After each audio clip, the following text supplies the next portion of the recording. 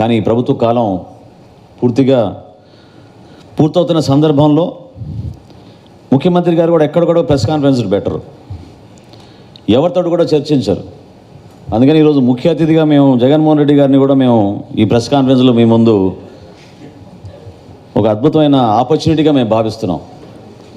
ఎందుకంటే మేము ఛాలెంజ్ చేస్తున్నాం, జనసేన పార్టీ నుంచి మేము ఛాలెంజ్ చేస్తున్నాం. మేము సిద్ధం, ముఖ్యమంత్రి గారు సిద్ధమా?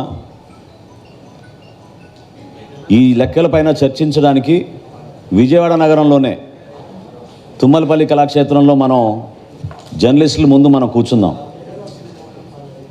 ఈ రాష్ట్ర ప్రభుత్వం చేసిన అవకతవకలు, అవినీతి కార్యక్రమాలు, ఈ 5 సంవత్సరాల్లో వాళ్ళు ఏ విధంగా ప్రజల్ని మోసం చేసి, లెక్కలు తారుమారు చేసి ఈ రోజున అభాసపాలు అవుతున్నామో మీరందరూ కూడా గమనించాలి. ఏషియన్ ఇన్ఫ్రాస్ట్రక్చర్ ఇన్వెస్ట్మెంట్ బ్యాంక్ మన రాష్ట్ర ప్రభుత్వాన్ని బ్లాక్ లిస్ట్ చేసింది.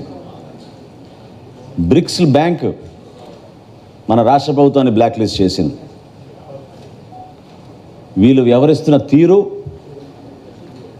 వీళ్ళు ముఖ్యమంత్రి గారి ఆధ్వర్యంలో జరుగుతున్న ఈ పరిపాలన రాష్ట్ర ప్రజలకి సమాధానం చెప్పాలి, ఒక చర్చకు రావాలి. మేము ఆహ్వానిస్తున్నాం. సంస్కారంతో, మర్యాదతోటి జగన్మోహన్ రెడ్డి గారిని మేము ఆహ్వానిస్తున్నాం. ఒక చక్కటి వేదిక ఏర్పాటు చేసుకుందాం, రండి మాట్లాడదాం. ఇది రాష్ట్ర భవిష్యత్తు గురించి మేము మాట్లాడుతున్నాం. రాష్ట్ర ప్రయోజనాల కోసం, రాష్ట్ర ప్రజల కోసం మనం చర్చించుకుందాం. ఎందుకు మీరు అనవసరంగా గొంతు చించుకునే విధంగా ఉపన్యాసాలు ఇచ్చి, సంస్కారం లేకుండా ప్రతిపక్షాలపైన మీరు దాడులు చేసుకుంటూ వెళ్తే, ప్రజల్ని కూడా రెచ్చగొట్టి దాడులు చేయమని మీరు ప్రోత్సహిస్తూ ఉంటే అది ఎంతవరకు సబబు చెప్పండి.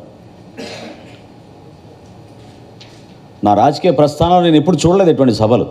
నాకు చాలా ఆశ్చర్యం కలిగించి, ఆవేదనతోటి ఈ రోజున ఇటువంటి సభ ఏర్పాటు చేసి రాష్ట్ర ప్రజలకి తెలియాలనే ఒక ప్రయత్నం ద్వారా జనసేన పార్టీ నుంచి మేము చేస్తున్నాం.